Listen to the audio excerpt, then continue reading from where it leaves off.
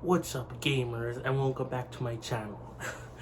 In today's video, we're going to be going over my Nintendo hot takes. So if you don't know what a hot take is, it's basically like a spicy, unpopular opinion. And in this case, it's gonna be about Nintendo stuff. So I hope you are looking forward to the video. And if you want, let me know some of your hot takes in the comments down below. But yeah, let's get into it. So what I did was I looked up on Reddit some Nintendo hot takes, and I was scrolling through it to see which ones I kind of agree with and stuff like that. And then of course I'll have my own that I didn't see at least as much of in the Reddit. So yeah, let's get into it. So two of my most probably spiciest hot takes are about Nintendo Switch Online. I think the $20 tier, like the $20 a year, the base Switch Online was always worth it. I always think save online, save data backup, NES and SNES games and now Game Boy games are on the $20 tier. I think they were always worth it. Do they have issues? Yes, like the online isn't great, especially because of lots of communication errors and like things like Splatoon 3, mostly Splatoon 3, but sometimes Switch Sports, Mario Kart. But like I think it was always worth it for the games. And another even spicier take is that I think the expansion pack, $50 a year, was also always worth it. Now that one is really more controversial because uh, it's $30 more than a base plan, and you got N64 games, and you got Sega Genesis games, and you got some DLC like Mario Kart 8, its DLC and Animal Crossing. So I always thought it was worth it, and now I seem to be proven right because Game Boy Advance games are on there. More DLC is available, like the Splatoon 2 DLC. Uh, like there's things that are more worth it now. But again, I've always thought it was worth it. So yeah, that's kind of my opinion. I mean, but again, it's a hot take. I mean, it's supposed to be kind of spicy, controversial. So anyway, another one is I have here is that Breath of the Wild is the best Zelda game and a masterpiece with nearly no flaws. Now I say nearly no flaws because again, everything in the world has flaws. Every person, every game, every TV show, anything and everything has flaws. So Breath of the Wild has flaws, but I think it is the best Zelda game in my opinion. Like I played other Zelda games a lot, like Ocarina of Time. I'm playing through Majora's Mask right now. I played a little bit of Wind Waker. I mostly beaten Twilight Princess. I have fully beaten a Link, Zelda 1 and then 2, The Adventure of Link.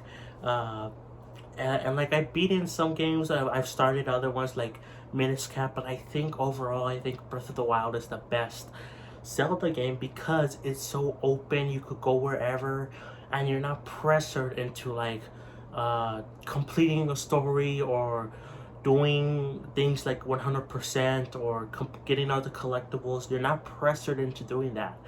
You're just set out to explore, and that's it. Unlike other Zelda games where you have to do this main story quest, or you feel like you need to get this item to like this heart container to get progress in like a stage. I think Zelda Breath of the Wild is the best Zelda game. Does it have flaws? A little bit, sure, but I also think it is a masterpiece.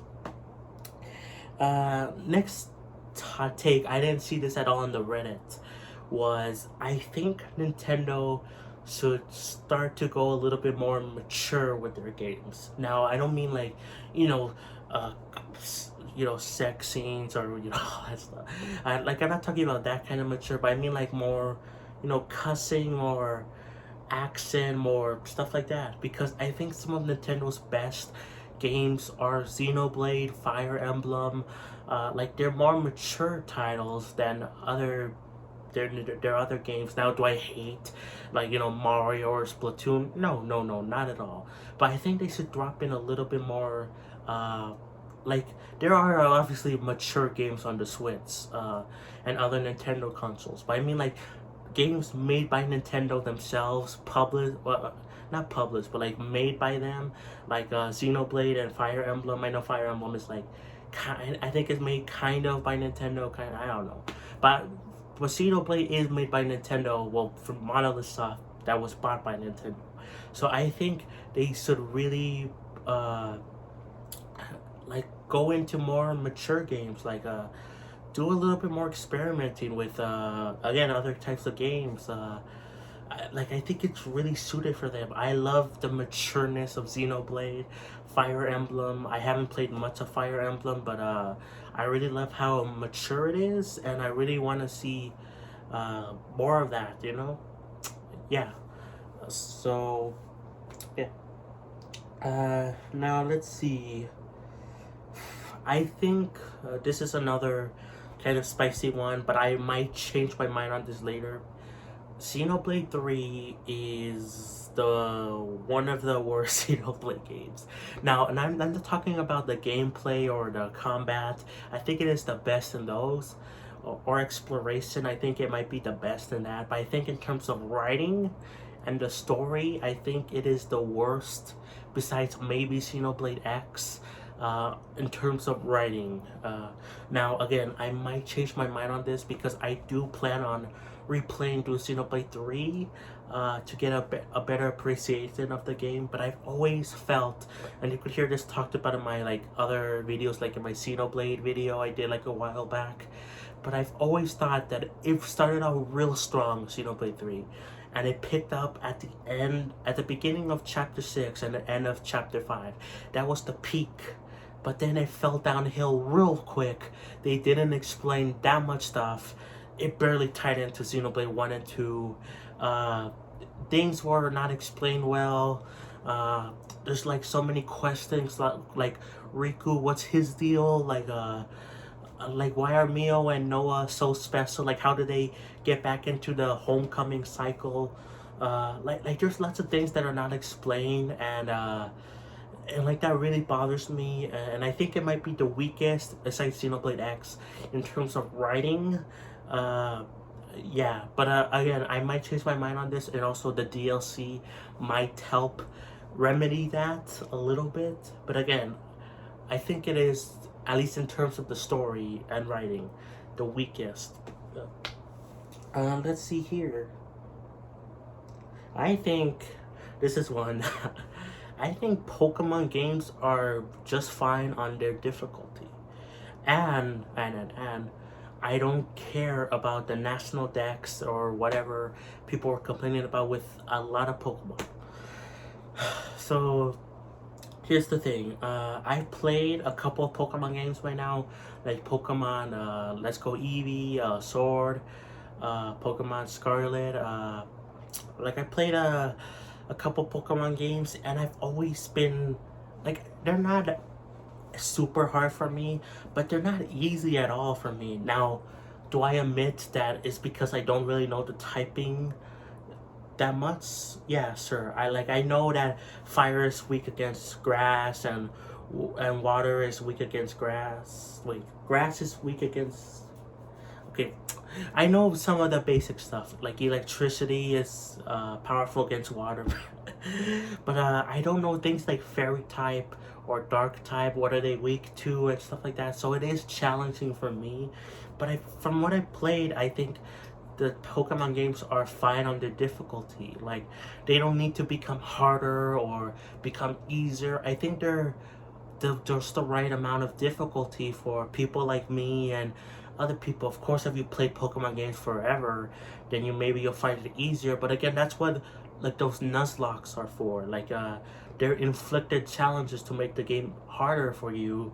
But I think the difficulty as is perfectly fine.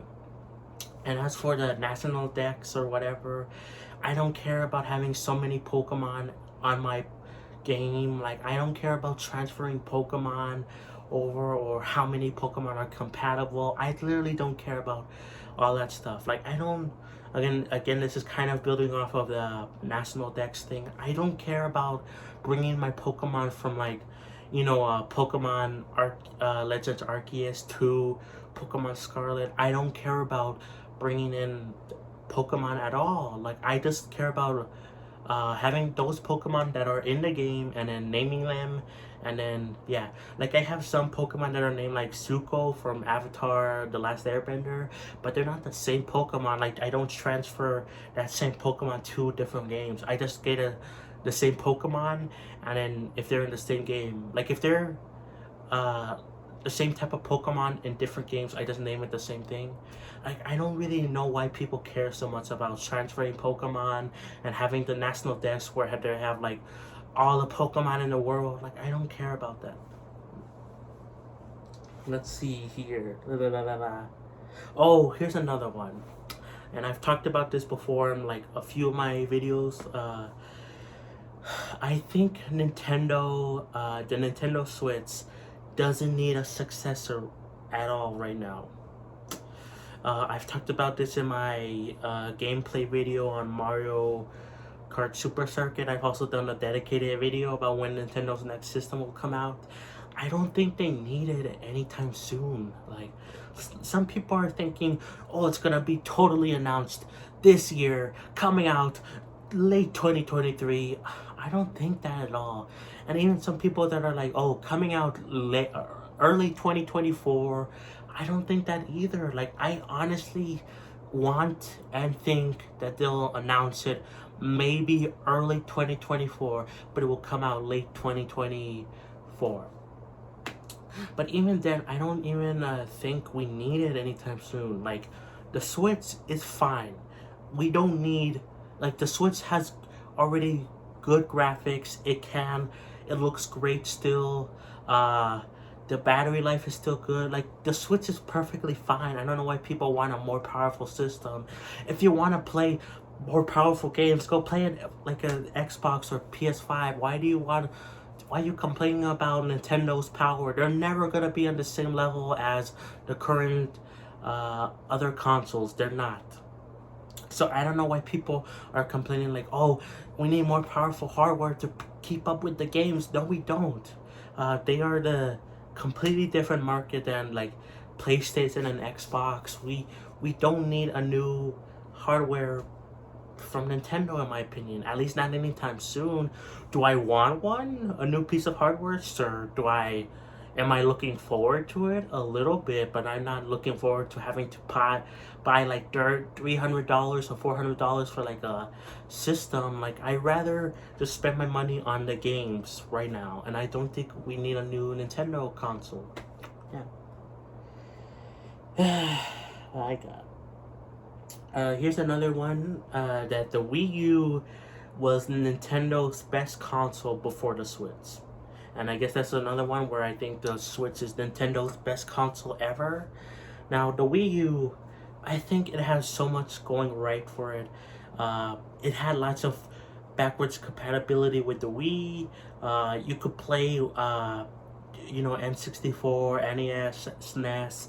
Like, you could play a whole bunch of games, DS games on there. It was like the ultimate machine for the previous games, and I love that about the Switch. About the Wii U, I love that. And the Switch is now getting to the point where I think it's getting the backwards things from like the Game Boy and Game Boy Advance, but even then, I think it is Nintendo's best system ever made. It's in handheld mode. You could take it anywhere you go. You could play great games on handheld mode. Again, there's so many classic games on there. There's so many newer games that people like, new experiences like new Xenoblade stuff, which became really popular because of the Switch. Like, yeah, we had Xenoblade X on the Wii U and Xenoblade 1 on the Wii, but the Switch became the Xenoblade machine, and it will eventually become the Metroid machine too. And I think that's why it is Nintendo's best system. But I think the Wii U was Nintendo's best system ever before the Switch. Which might be, again, controversial because people are like, oh, GameCube or this or that, but I think those two were the best. Mm, let's see.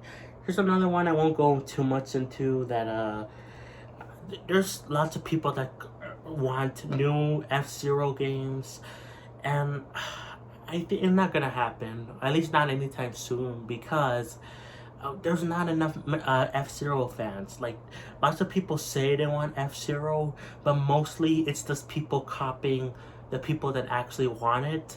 And I bet you anything that if a new F-Zero comes out, or if it's like a port, barely anyone is gonna play it. I, I would bet money on that, because the people that want it don't even know what it is. They're just copying other people, and if they see it, then they're just gonna ignore it because they don't. It doesn't appeal to them. So, yeah, I think that's yeah. And then just kind of following up on the F-Zero thing.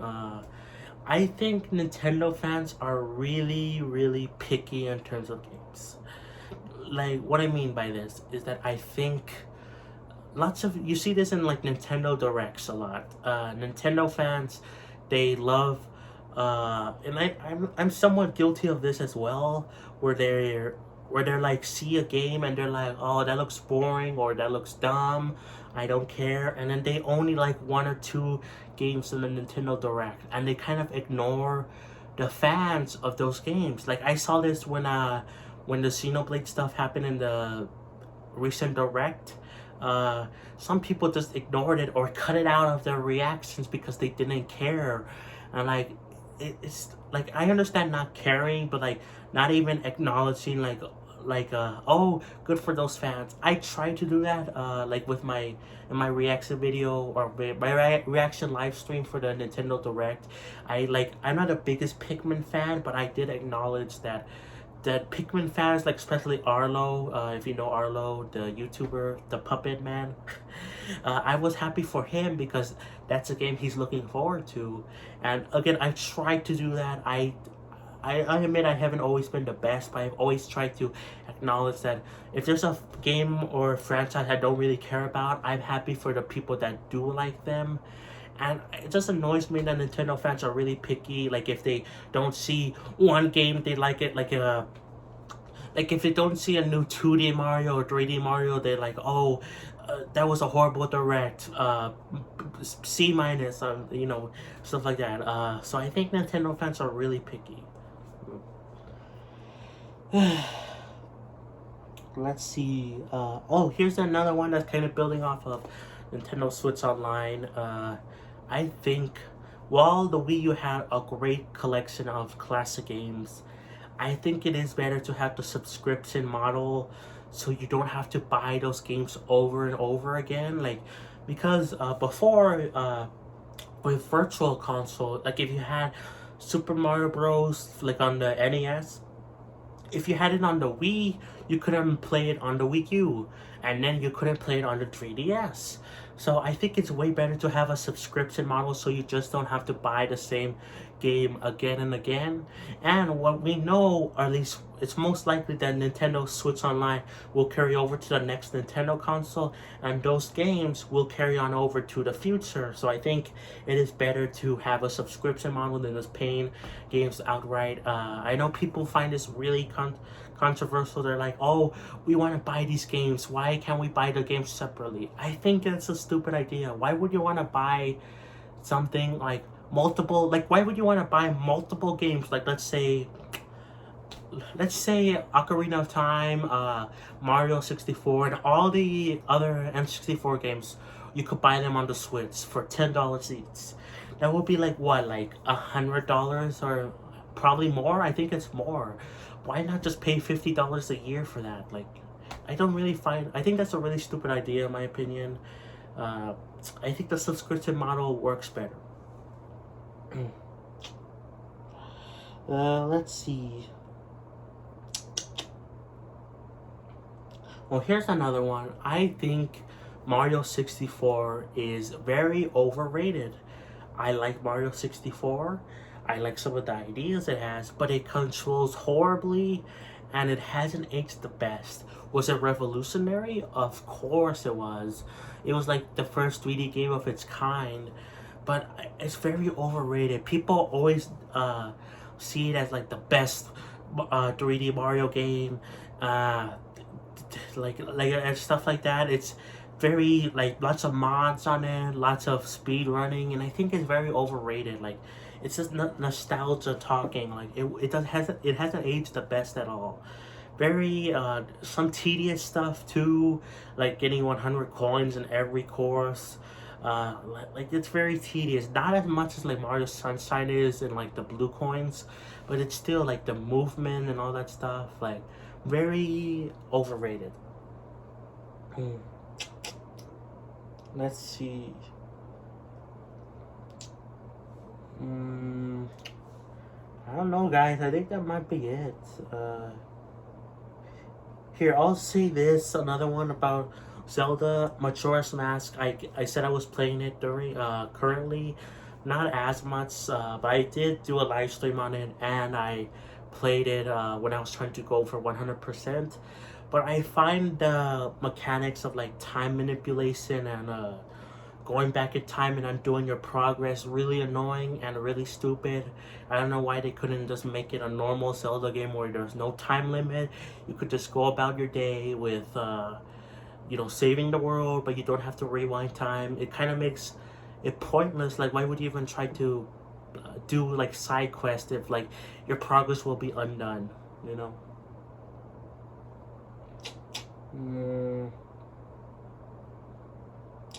Let's see.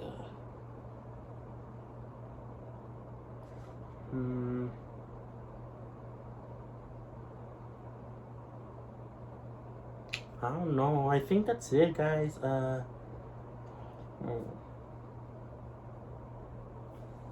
I mean, I've seen some hot takes here that are somewhat interesting, but I don't really agree with. So yeah, I think that's it for the video, guys. I wouldn't mind doing a part 2 to this video at all if I think of more hot takes, or even if you guys have some hot takes you want to talk about, leave them in the comments, and then if there's enough, I might do a follow-up just talking about your hot takes. So yeah, I hope you enjoyed watching the video, guys, and yeah, thanks for watching. Peace.